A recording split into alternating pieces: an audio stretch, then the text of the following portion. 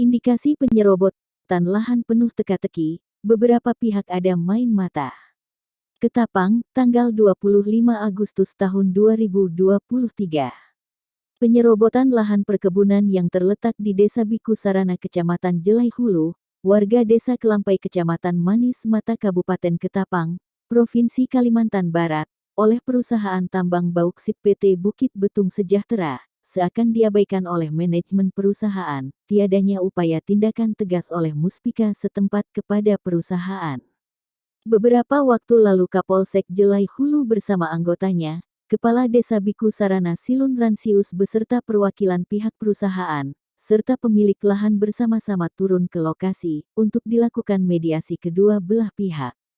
Setelah menuai perdebatan serta lainnya, maka akan ditentukan pertemuan satu kali lagi untuk kesepakatan ganti rugi tanam tumbuh lahan atau tanah yang digarap pihak perusahaan yang akan dilakukan pertemuan selanjutnya di kantor Desa Biku Sarana, sepaling lambat selesai Idul Adha beberapa waktu lalu, namun sesampainya hari ini hanya menjadi omong kosong belaka.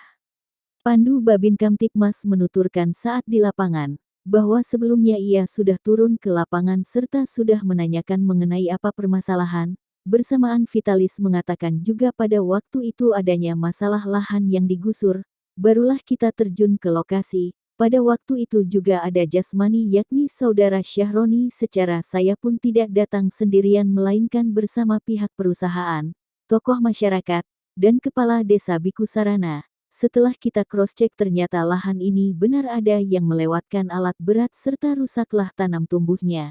Setelah kita cari tahu ternyata si jasmanilah yang sudah berani melewatkan alat berat, pihak perusahaan juga langsung kita giring ke kantor desa. Lalu jasmani bersedia mengganti rugi tanam tumbuhnya karena merasa sudah bersalah karena berani melewatkan alat berat di atas tanah Syahroni adiknya, yang digantikan sebesar 3 juta, menurutnya.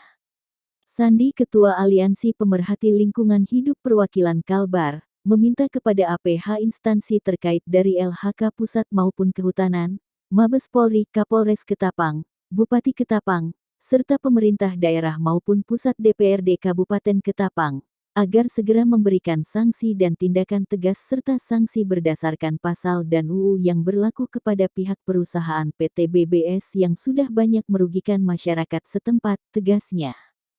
Saya berharap agar instansi terkait tidak tutup mata, serta-merta melakukan pembiaran atas pembodohan yang dilakukan oleh oknum perusahaan yang tidak bertanggung jawab atas hak orang lain, serta harus mengcross-check terkait izin AMDAL serta luas area yang dimiliki oleh pihak perusahaan ini.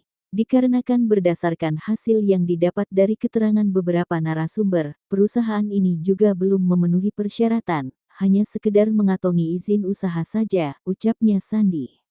Seakan sudah direncanakan, disusun dari awal skenario PT BBS ingin lepas tanggung jawab, setelah ditelusuri lebih jauh lagi ternyata masih banyak lagi korban-korban lainnya yang tanah perkebunannya dirampas secara paksa serta dicuri PT BBS.